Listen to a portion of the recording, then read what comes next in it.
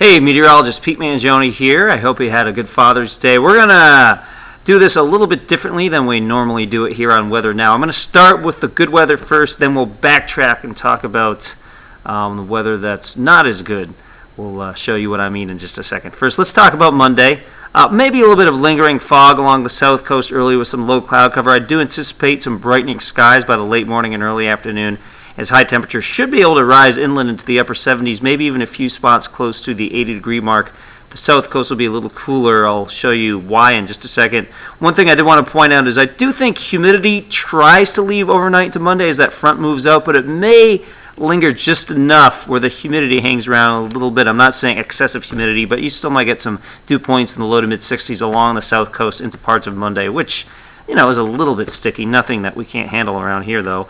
And as we look at our hour-by-hour forecast, you can see the temperatures by 11 a.m. I think we'll be in the 70s across the board, given that we can clear out some of that fog along the south coast.